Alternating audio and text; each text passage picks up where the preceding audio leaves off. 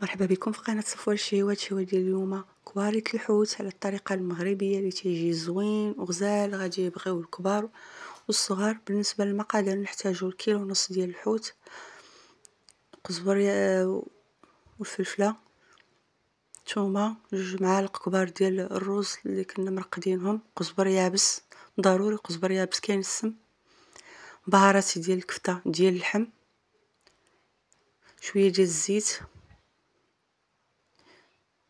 نديرو شوية ديال الكمون، شوية ديال سكينجبير، شوية الملحة، شوية الخرقوم، ومن طبيعة الحال الحامض.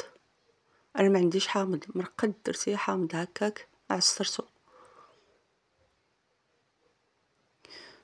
نعصرو نص حامضه مزيان صافي. نخلطوا المقادير ديالنا نطحنوهم في الهاشوار ولا في اي ماكينه كانت عندكم، ونبداو نشكلوا كويرات. فاش نكونوا كنشكلوا الكويرات يدينا تنكونوا نفزقوهم بشويه ديال الماء، نكونوا حاطين حدانا شي اناء، بقاو مره نفزقوهم بالماء باش ما تلصقش فينا هذيك الكفته في يدينا.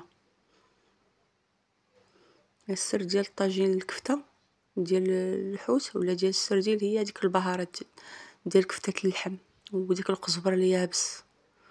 ممكن تنسمى ايضا بورق سيدنا موسى، بالزعتر، الزعتره، اليازير. خديت الطاجين، درت شويه ديال الزيت البلديه، شويه الزيت الروميه، 3 الحبات ديال الطماطم محكوكه، غادي نضيف ليها نفس التوابل اللي درنا في الكفته في الاول ديال السردين، بهارات ديال كفته اللحم. فاش كتكوني كتاكلي فيه ما كتفرقيش صراحه بينه وبين الكفته ديال اللحم كاع نهائيا، ما تبقاش فيه حتى هذيك الريحه المجهده اللي تتكون ديال السردين اللي تيهربوا منها زعما الدراري الصغار ما تيبغيوش ياكلوه. اللي بهذه الطريقه هذه كوني اكيده غادي ياكلوه الوليدات الصغار. نحركو المقادير مع بعضها تتجانس مع هاد لاصوص اللي عندنا وتبدا تطيب.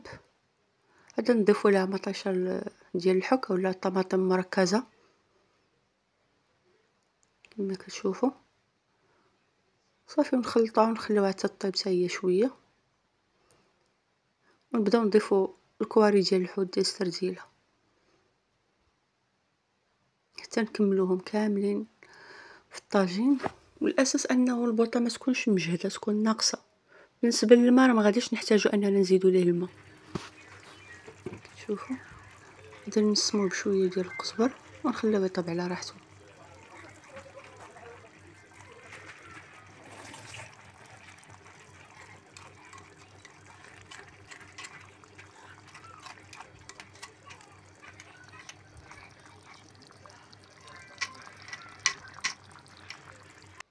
بعد ما طاب كيجي على هذا الشكل هذا،